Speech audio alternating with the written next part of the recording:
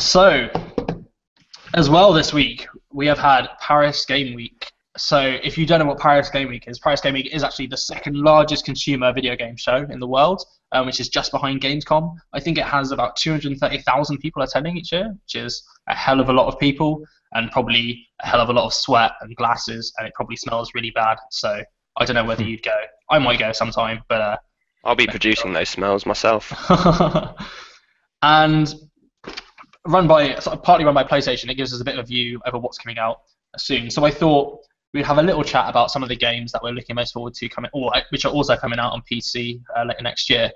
So one of the first ones that I think is one of the most interesting is the game No Man's Sky. So No Man's Sky was given a release date of June 2016 for the PlayStation.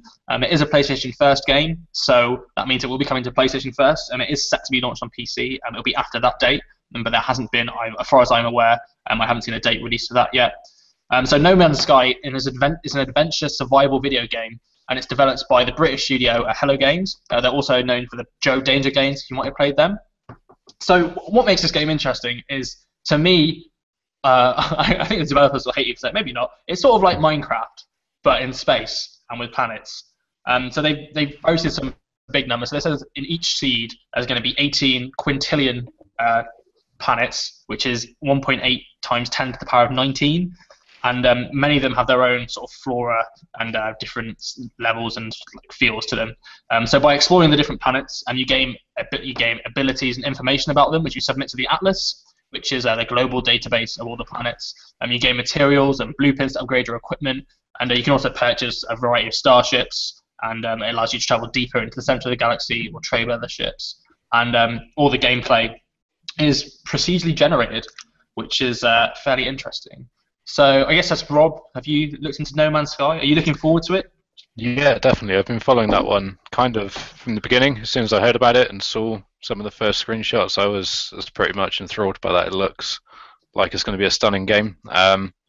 Really, really clever ideas behind it, and I really hope that they can deliver what they've been suggesting will be included. And for the most part, the main developer seems like he definitely knows what he's talking about, and the way he's explained it, although normally confusing as hell, he really seems to know that it's going to work. So I've got faith in that one. Yeah. So as a game developer, what do you think are the biggest challenges that face them with what they've promised? I have no idea what they're doing or how they're doing it. When he talks, it's like after about a minute or two of normal human speak, he goes into a foreign alien language, and everyone's just like, what? But he knows what he's on about, which is the important thing. He seems like a bit of a genius. So,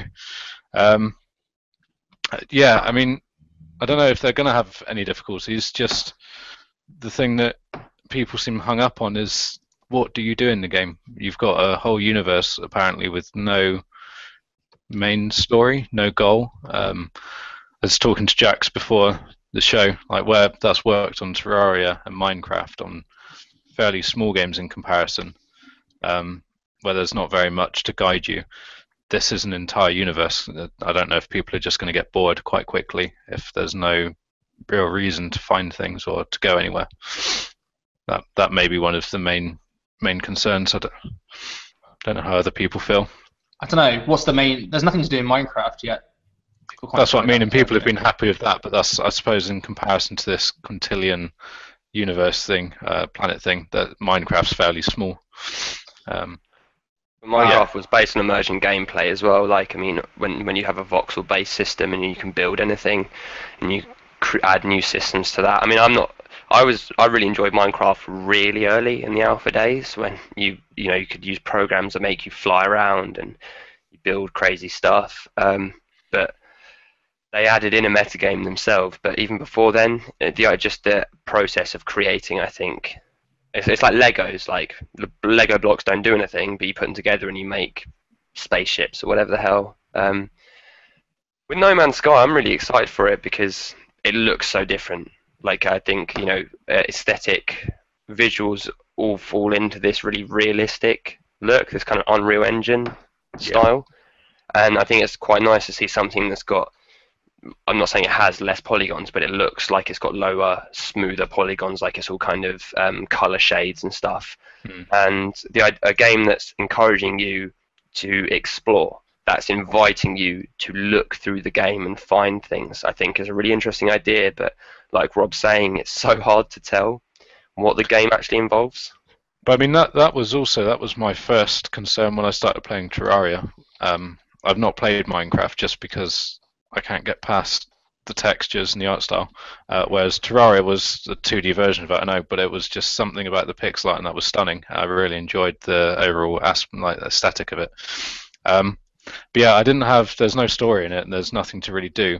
But I think what you find is different people give themselves different goals, and that in itself gave me over 200 hours worth of gameplay.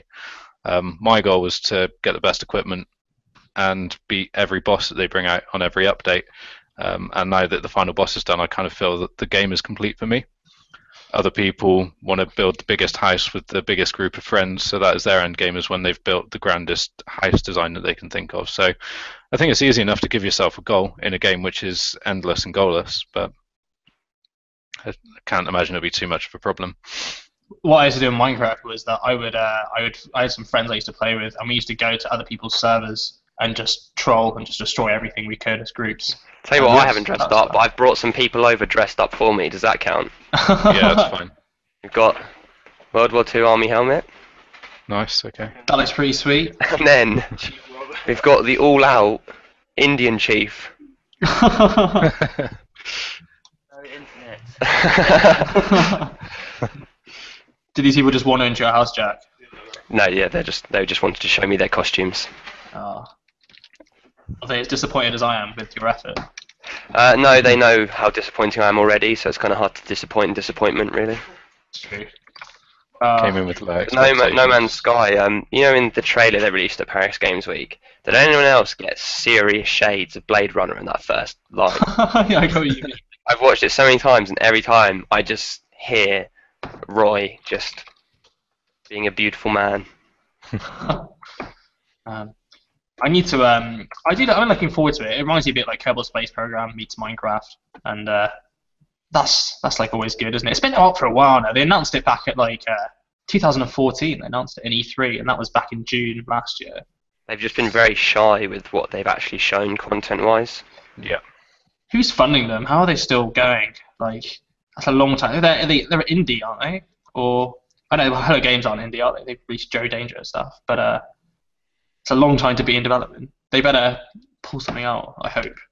And they've definitely got the media hype behind them, so whatever happens, whether it ends up being a flop or a success, they will definitely make money, I think.